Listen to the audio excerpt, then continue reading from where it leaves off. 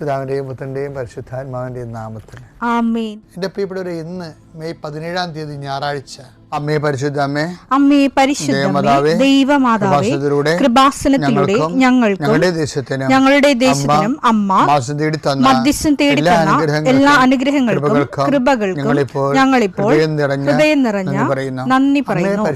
അമ്മേ പരിശുദ്ധമ്മേ ദൈവമാതാവേ, 2004 ഡിസംബർ 7 ഉച്ചകഴിഞ്ഞ് 2:30 കൃപാസനത്തിൽ സംഭവിച്ച അമ്മയുടെ പ്രത്യക്ഷപ്പെടലിനെ കുറിച്ച് തിരുസഭയ്ക്ക് സമർപ്പിച്ചിരിക്കുന്ന പഠനരേഖകളുടെ മേൽ സഭാത്മകമായ പഠനം ആരംഭിക്കുവാൻ ഞങ്ങൾ പ്രാർത്ഥിക്കുന്നു. അമ്മേ പരിശുദ്ധമേ, ഭൂസ്വർലോകങ്ങളുടെ രാജ്ഞിയായ അങ്ങേയ്ക്ക് ഭൗമസംരക്ഷണത്തിനായി പ്രപഞ്ചപ്രകൃതിയെ തന്നെ തിരുസഭ പ്രതിഷ്ഠിക്കുവാൻ ഈ പ്രത്യക്ഷീകരണം വഴി ഇടയാക്കണമേ. പരിശുദ്ധമേ, ജപമാല മാതാവേ, സകല കൃപാസനം പ്രാർത്ഥനയോടും ചേർത്ത് ഞങ്ങളിപ്പോൾ പ്രാർത്ഥിക്കുന്ന ഈ കുടുംബത്തിന്റെ പ്രത്യേക നിയോഗം പറ മക്കളെ.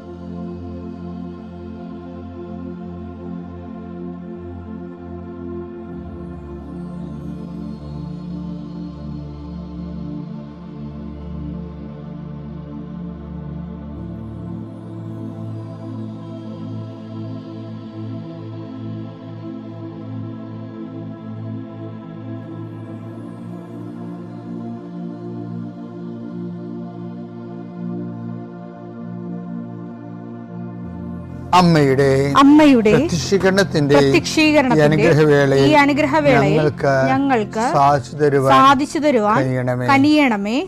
ആമേൻ. വിശ്വാസ പ്രമാണം.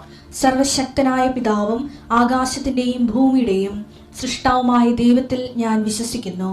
അവിടുത്തെ ഏകപുത്രനും ഞങ്ങളുടെ കർത്താവുമായ ഈശോ മിശിഹായിലും ഞാൻ വിശ്വസിക്കുന്നു.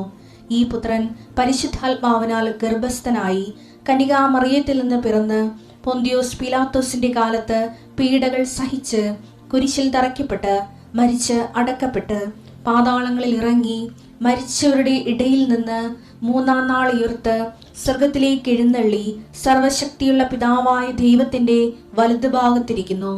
അവിടെ നിന്ന് ജീവിക്കുന്നവരെയും മരിച്ചവരെയും വിധിക്കുവാൻ വരുമെന്നും ഞാൻ വിശ്വസിക്കുന്നു.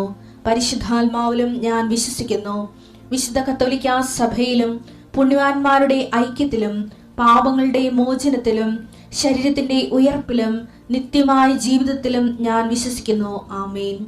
സുഖസ്ഥനായ ഞങ്ങളുടെ പിതാവേ, അങ്ങയുടെ നാമം പൂജിതമാകണമേ. അങ്ങയുടെ രാജ്യം വരണമേ. അങ്ങയുടെ തിരുമനസ് സ്വർഗത്തിലെ പോലെ ഭൂമിയിലും ആകണമേ. അന്നു വേണ്ടുന്ന ആഹാരം ഇന്ന് ഞങ്ങൾക്ക് തരണമേ. ഞങ്ങളോട് തെറ്റ് ചെയ്യുന്നവരോട് ഞങ്ങൾ ക്ഷമിക്കുന്നത് പോലെ ഞങ്ങളുടെ തെറ്റുകൾ ഞങ്ങളോടും ക്ഷമിക്കണമേ.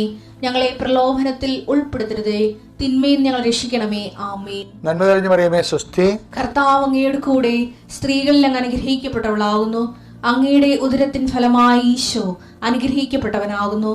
പരിശുദ്ധ മറിയമേ, തമ്പുരാന്റെ അമ്മേ, പാപികളായ ഞങ്ങൾക്ക് വേണ്ടി ഇപ്പോഴും ഞങ്ങളുടെ മരണസമയത്തും തമ്പുരാനോട് അപേക്ഷിക്കണമേ. ആമേൻ. കർത്താവേ, നിന്റെ ഉന്നതമായ നാമത്തിന് സ്തോത്രം ചെയ്യുന്നു. കർത്താവേ, നിന്റെ വിശുദ്ധ പൗരോഹിത്യത്തെ മഹത്വപ്പെടുത്തണമേ. കർത്താവെ, സഭയിലുള്ള സാന്നിധ്യം പ്രകടമാക്കണമേ. 40 വർഷം ഞാൻ അർപ്പിച്ച കൃപാനയുടെ യോഗ്യതയാൽ കൃപാസന അൾത്താറെ ജീവനോടെ പ്രത്യക്ഷപ്പെട്ട പരിശുദ്ധ അമ്മയുടെ മാധ്യസ്ഥത്തിൽ ഞാൻ മക്കളെ ആശീർവദിക്കുന്നു. ഞങ്ങൾ ചില പ്രോജക്റ്റുകൾക്ക് വേണ്ടിയും ചില പോംവഴികൾക്ക് വേണ്ടിയും ജീവിതത്തിലെ ചില പ്രയാസങ്ങൾ, സാമ്പത്തിക വിഷയങ്ങളായാലും മറ്റു വിഷയങ്ങളായാലും മാറുന്നതിന് വേണ്ടി സംസാരിക്കാൻ പോകുന്ന വ്യക്തികളിൽ, നിങ്ങൾ സംസാരിക്കാൻ പോകുന്ന വ്യക്തികളിൽ ഇന്ന് പരിശുദ്ധാത്മ നിറയട്ടെ. ചിന്താരിയ മാതാവ്, സമയത്തിനധികമായ പരിശുദ്ധ അമ്മ കൃപാസന മാതാവ് ഇന്ന് നിങ്ങളുടെ കൂടെ യാത്രയാവുകയും നിങ്ങളുടെ കൂടെ വരികയും ചെയ്യട്ടെ. നിങ്ങൾക്ക് സംസാരിച്ച് ഒതുക്കാൻ പറ്റാത്ത വിഷയങ്ങൾ, നിങ്ങൾ സംസാരിച്ച ശരിയാകത്തില്ലെന്ന് തോന്നുന്ന സ്ഥലങ്ങളിൽ കർത്താവ് തന്നെ മറുപക്ഷത്ത് നിന്നുകൊണ്ട് നിങ്ങൾക്ക് അനുകൂലമായ ഒരു സാഹചര്യം ഉണ്ടാക്കിത്തരാൻ കർത്താവിൻ്റെ നാമത്തിൽ ഞാൻ നിങ്ങളെ ആശീർവദിക്കുന്നു. കർത്താവേ, കൃപ വന്ന് പെട്ടിരിക്കുന്ന വഴികൾ ഒരു തീരുമാനം എടുക്കാൻ പറ്റാത്തത്, പല വിഷയങ്ങളെക്കുറിച്ചും ഏത് ജോലിക്ക് പോകണം, ഏത് നാട്ടിൽ പോകണം, ഏത് രാജ്യത്ത് പോകണമെന്ന് അറിയാൻ പാടില്ലാതെ വിഷമിക്കുന്നവർ, എന്ത് പഠിക്കണമെന്ന് അറിയാൻ പാടില്ലാതെ വിഷമിക്കുന്നവർ, ഒരു തീരുമാനം എടുക്കാൻ പറ്റാത്തവർ, അവർക്ക് പരിശുദ്ധാത്മാവ് പ്രവർത്തിച്ചുകൊണ്ട് അവർക്ക് പുതിയ തീരുമാനം എടുക്കാൻ കർത്താവ് നിങ്ങളെ സഹായിക്കട്ടെ.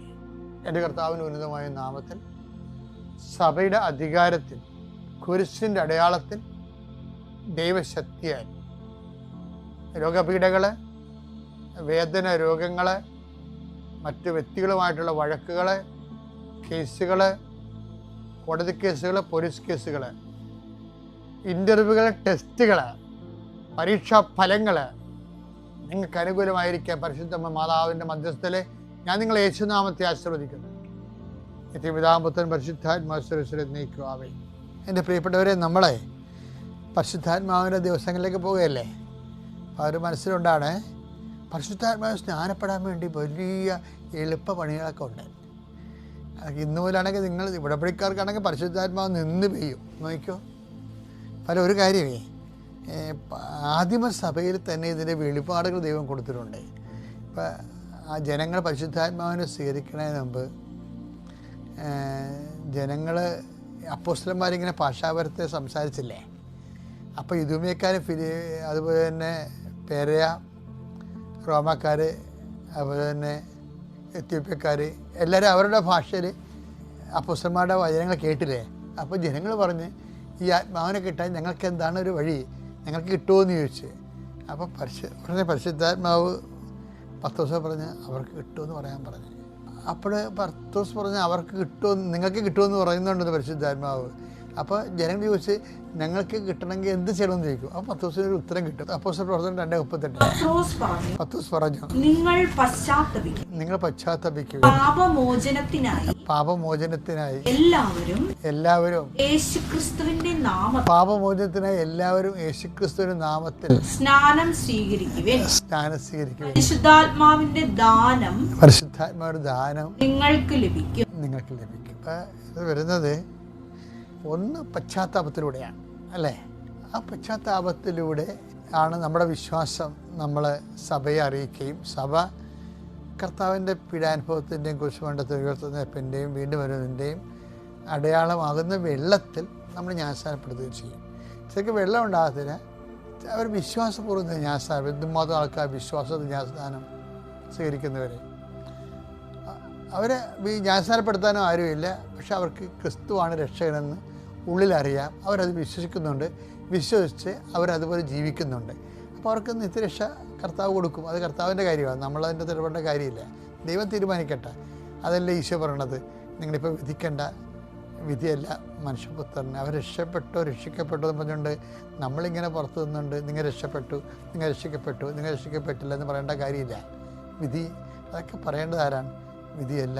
യോഹന്നാൻ 5:27 മനുഷ്യപുത്രനായതുകൊണ്ട് വിധിക്കാനുള്ള അധികാരം അവന് നൽകിയിരിക്കുന്നു. കർത്താവ് അന്ത്യ സമയത്ത് നിന്റെ വിശ്വാസ ജീവിതം കാരണം നീ കർത്താവിൻ്റെ രക്തത്തിൽ വീണ്ടെടുക്കപ്പെട്ടവനാണെന്ന് കർത്താവ് തീരുമാനിച്ചോളൂ. കർത്താവിന് വിടാം. ഞാനിപ്പോൾ ഇത് പറയാൻ കാരണം എന്താണെന്നറിയാവോ? ഇതിൻ്റെ കൂടെ വേറൊരു സംഭവമുണ്ട്. എന്താ പറഞ്ഞത്?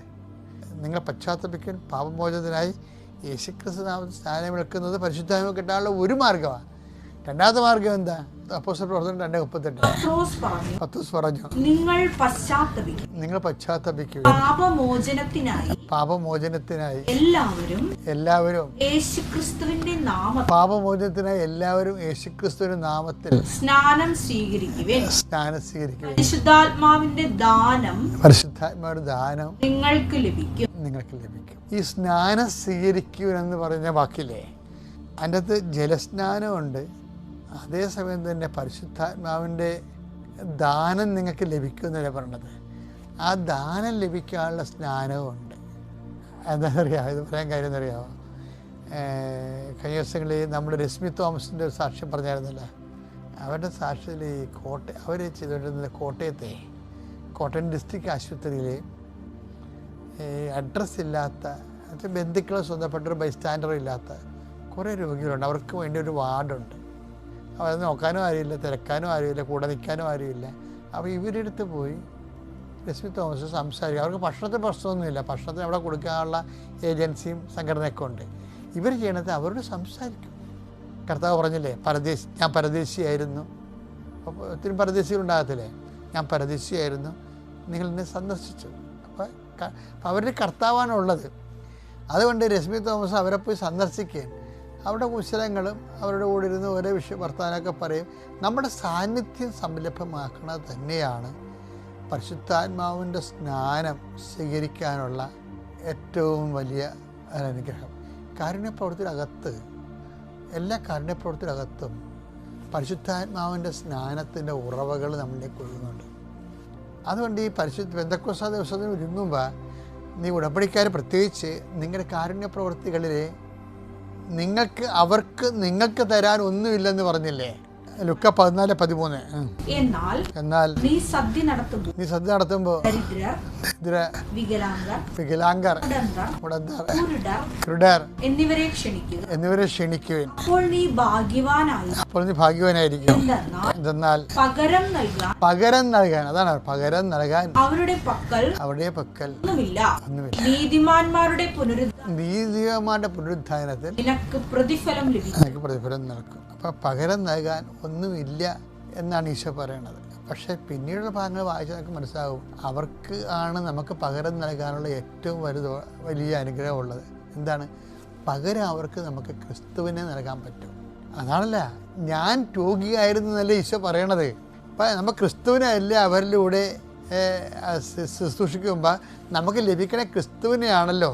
പകരം നൽകാൻ ഒന്നും ഇല്ലെന്നങ്ങോട്ട് അടച്ച് പറയാൻ പറ്റത്തില്ല. പകരം അവർക്ക് നമുക്ക് ക്രിസ്തുവിനെ തരാൻ കഴിയും എന്നുള്ളത് മനസ്സിലാക്കിക്കൊണ്ട് ശുശ്രൂഷ ചെയ്താൽ നമുക്ക് പരിശുദ്ധാത്മാവിനെ കിട്ടും. പിതാവിൻ്റെയും പുത്രൻ്റെയും പരിശുദ്ധാത്മാവിൻ്റെ നാമം.